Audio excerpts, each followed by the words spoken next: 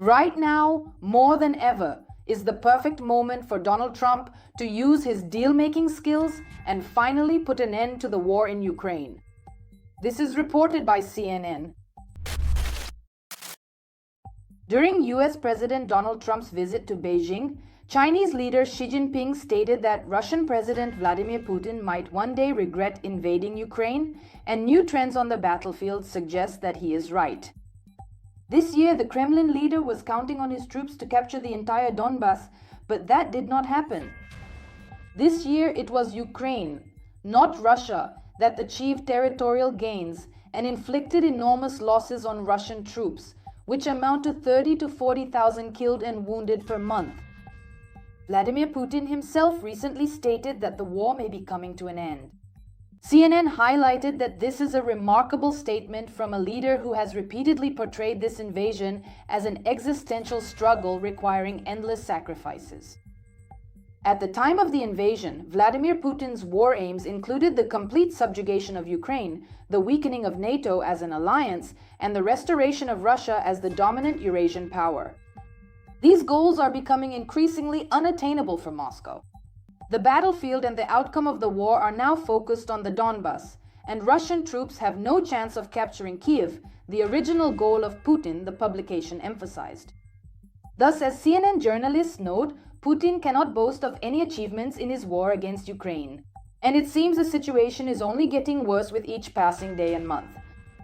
Returning to Xi Jinping's statement, the journalist noted that it is important not only in terms of what it may say about Russia. It is also significant in terms of China's plans, specifically regarding Taiwan. Meanwhile, the United States of America has an opportunity to increase Xi Jinping's caution. A sensible step right now is to strengthen NATO and its support for Ukraine, in order to show Vladimir Putin that he has no chance of regaining his position, and to show Xi Jinping that any actions regarding Taiwan will be met with a coordinated response, the journalists expressed. Donald Trump's goal regarding Ukraine is to end the war through diplomatic means. However, as the publication emphasized, diplomacy has reached a dead end because Ukraine does not want to give up its land, and Russia does not want to sign an agreement without this condition. At the same time, the basis of Trump's diplomacy was the assumption that Ukraine, as the weaker power, should make concessions at the negotiating table, otherwise it would lose the war on the battlefield.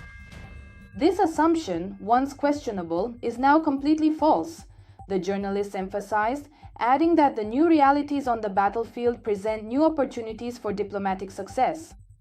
For Donald Trump, the best chance to end the war now lies not in assuming Ukraine's weakness, as he has done so far, but in recognizing the growing vulnerability of the Russian Federation.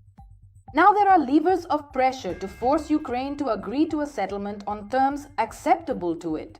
And Washington should take advantage of this, the CNN journalist concluded. As is known, the last round of negotiations to end the war between Russia and Ukraine, mediated by the United States of America, took place back in winter in February, and since then activity has been minimal. The parties have repeatedly stated that the US war against Iran, which has been ongoing since the end of February, is hindering the negotiation process. And what do you think about this?